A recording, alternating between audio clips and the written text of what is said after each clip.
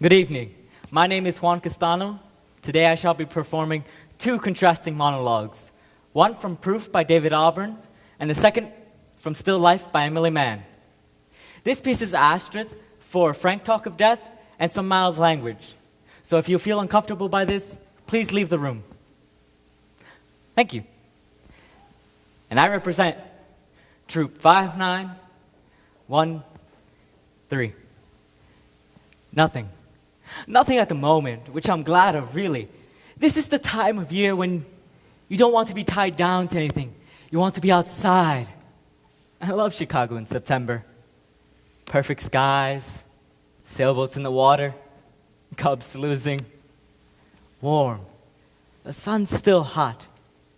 With an occasional blast of Arctic wind to keep you on your toes. Remind you of winter. Students coming back. Bookstores full, everybody busy. I was in a bookstore yesterday, completely full. Students buying books, browsing. Students do a hell of a lot of browsing, don't they? You see them shuffling around with their backpacks, goofing off, taking up space. You'd call it loitering, except every once in a while they pick up a book and flip the pages. Browsing. I admire it. It's an honest way to kill an afternoon, in the back of a used bookstore or going through a crate of somebody's old record albums. Not looking for anything, just looking. What the hell? Touching old book jackets, seeing what somebody underlined, seeing what they threw out. Maybe you find something great, like an old thriller with a painted cover from the 40s, or a textbook one of your professors used when he was a student. His name is written in it very carefully. Yeah, I like it.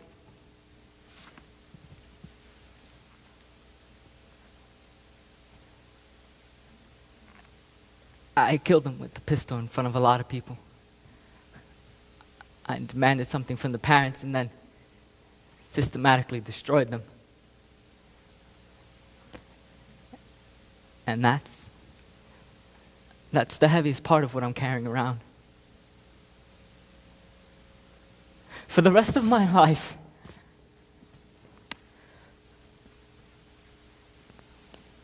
a friend hit a booby trap, and these people knew about it. I knew they knew. I knew they were working with the VC infrastructure. I demanded that they tell me. I just wanted them to confess before I killed them, and they wouldn't. So I killed their children, and then I killed them.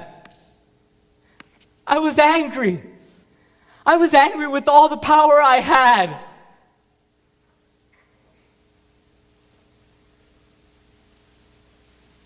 I lost friends in my unit. I did wrong. People in the unit watched me kill them. Some of them tried to stop me. I don't know. I can't. Oh, God.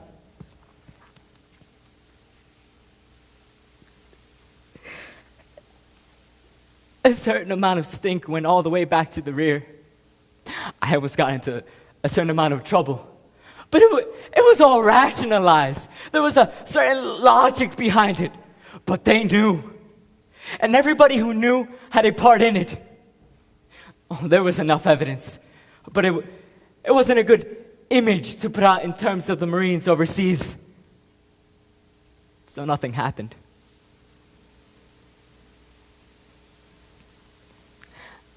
I suppose I could try and find a rationalization. All that a person can do is try and find words to try and excuse me. But it's no different than what the Nazis did. It's the same damn thing as lining Jews up. It's the same thing!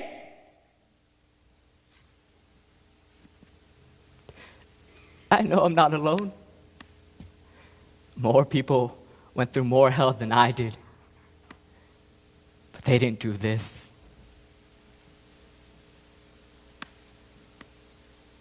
I knew I would want to censor myself for you. I didn't want you to say, what kind of a nut? What kind of a bad person is he?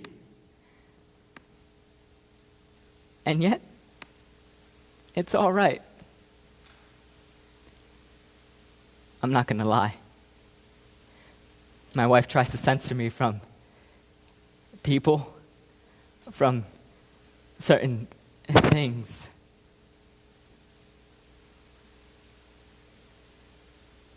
I can't watch war shows. I can't drive. Certain things I can't deal with. My wife, she has to deal with the situation. Us sitting around, a car backfires, and I hit the deck.